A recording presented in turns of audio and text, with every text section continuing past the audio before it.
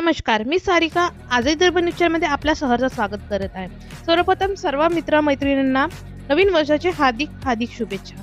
नव वर्षाचा पहिला दिवस गडचिरोलीसाठी विकासाचा नवीन पहाटे घेऊन आला असून विकासाचे सामाजिक सौल्यखाचा शांततेचा आणि औद्योगिकरणाच्या दिशेने गडचिरोलीची वाटचाल सुरू राहील अशा विश्वास मुख्यमंत्री देवेंद्र फडणवीस यांनी दिनांक 1 जानेवारी 2025 येथे व्यक्त केले।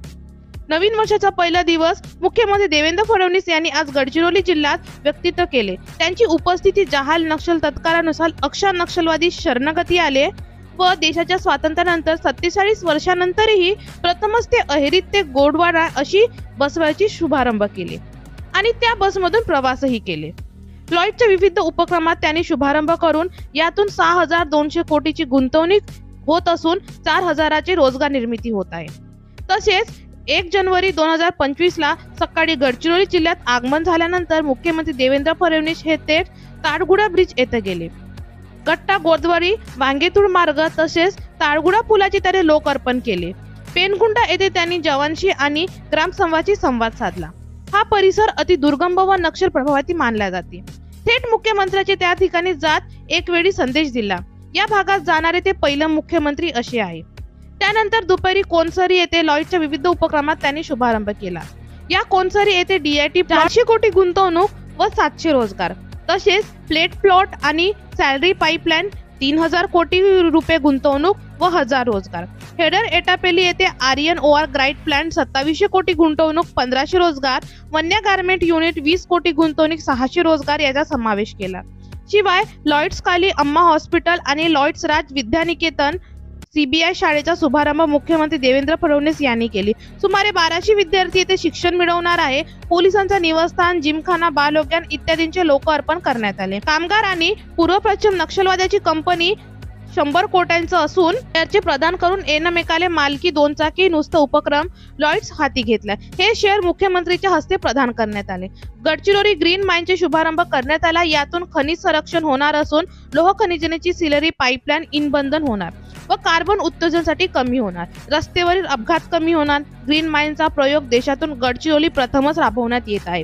गोंडवाना विद्यापीठात ऑस्ट्रेलियन विद्यापीठाशी एक करार करून घेणार व यातून मायनिंगशी संबंध सर्व अभ्यासक्रम सुरू करण्यात येईल। यात गडचिरोली तरुणाचे रोजगार मिळणार अशीही माहिती मुख्यमंत्री देवेंद्र फडणवीस यांनी दिली।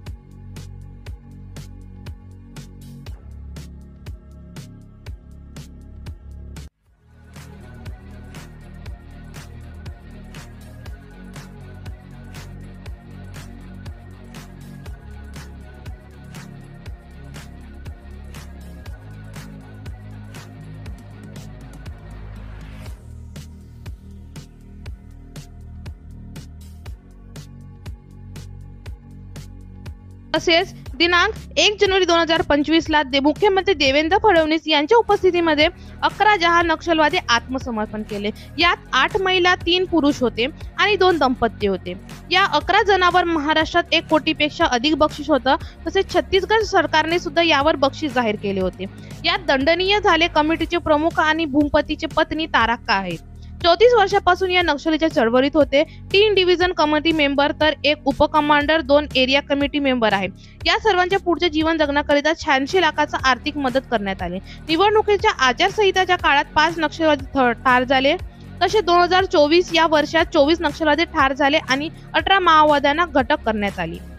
गेल्या 6 महिन्यात 16 नक्षलवादी आणि आज 11 ते असे 27 गुण मुख्य प्रवाही करण्यात आले। पोलीस दलाच्या प्रयत्नामुळे सतत माओवाद्याचे आत्मसमर्पण सुरू केले।